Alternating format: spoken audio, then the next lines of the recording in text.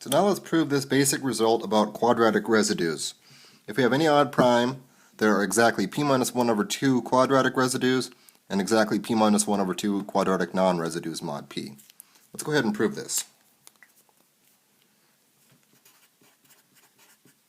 First, note the definition of a quadratic residue. So A is a quadratic residue if A is congruent to x squared mod p. So in other words, we can say that all the quadratic residues mod p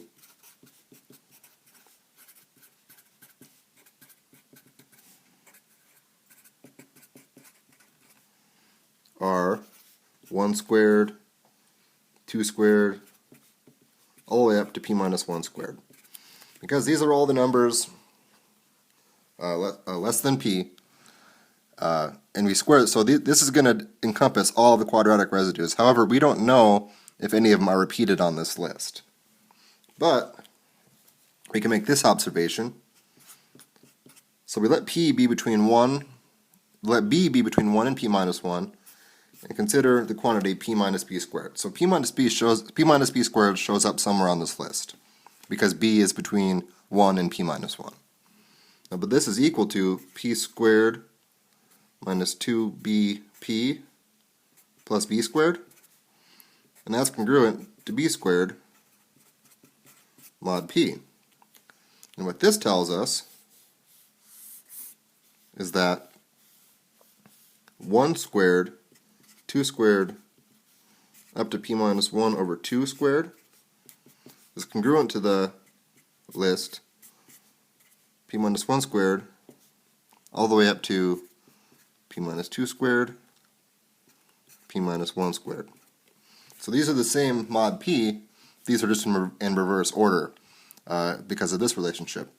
And if that's a little bit hard to see, just plug in a couple of the numbers and it will become pretty obvious that this is definitely true. Okay? So if we can show now that since these are all quadratic residues, if we can show that either one of these lists, if all the elements are unique, are distinct in this list, then there must be p minus 1 over 2 quadratic residues, because these are all the quadratic residues mod p. So now our goal is to show these are all distinct.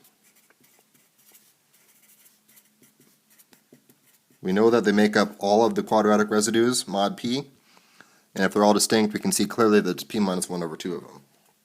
And that will show half the battle that there is p minus 1 over 2 quadratic residues.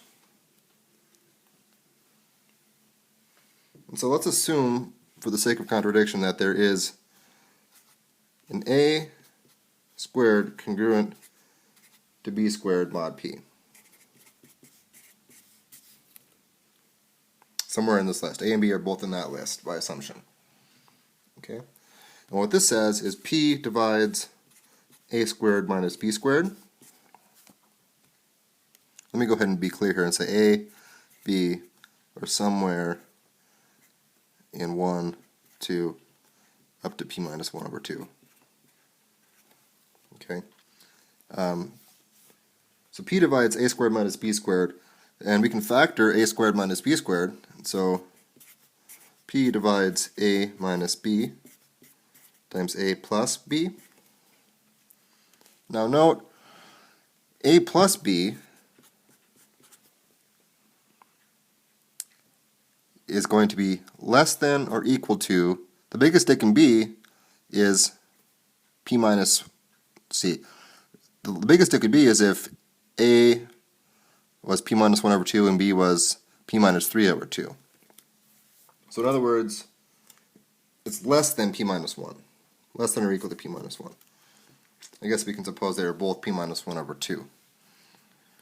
So this is definitely true, and therefore p cannot divide a plus b, because it's less than p minus 1. And so therefore p must divide the difference, a minus b. But note, the absolute value of a minus b is less than p minus 1 over 2. And again, we can't have that p divides a minus b. So now we have a contradiction. Therefore, A equals B. And this shows that every number in this list is distinct. Since these are all the quadratic residues mod p and they're all different, we can conclude there are exactly p minus 1 over 2 quadratic residues mod p.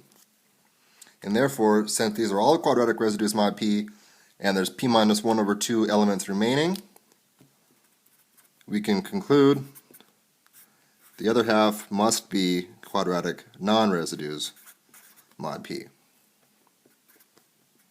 And that completes the proof.